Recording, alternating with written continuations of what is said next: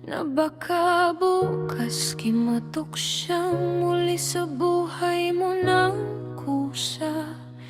Ilang beses mo nang binasa ang mga lumang usapan na para bang may sagot paroon sa lahat ng naiwan.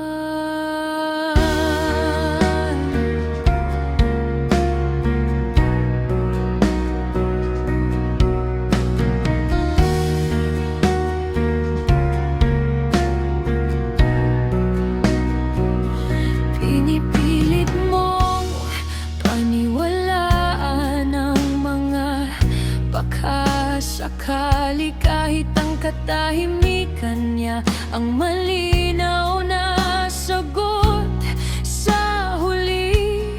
Habang siya'y tuloy na sa bago niyang landas, ikaw na may nakakulong pa rin sa kahapon na lumipas.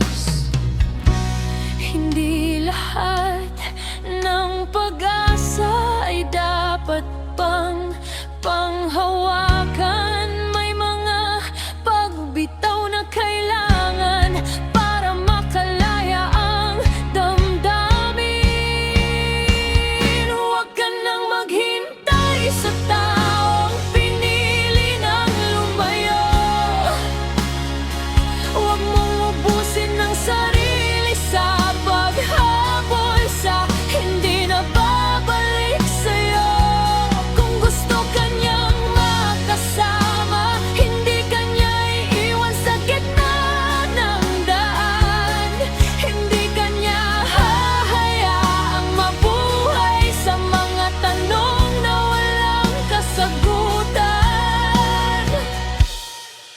Bitawan mo ang baka sakali na matagal nang walang buhay, dahil habang yakap mo ang nakaraan, lumilipas ang sarili mong hinaharap. May mga taong hindi na babalik kahit gaano mo pa sila kamahal, at hindi mo kasalanang tanggapin na hanggang doon na lang. Hindi masamang maalala ang isang taong minahal. Ang masakit ay ang ikulong ang buong buhay sa paghihintay. Hindi mo kailangang maging bilanggo ng isang kwentong tapos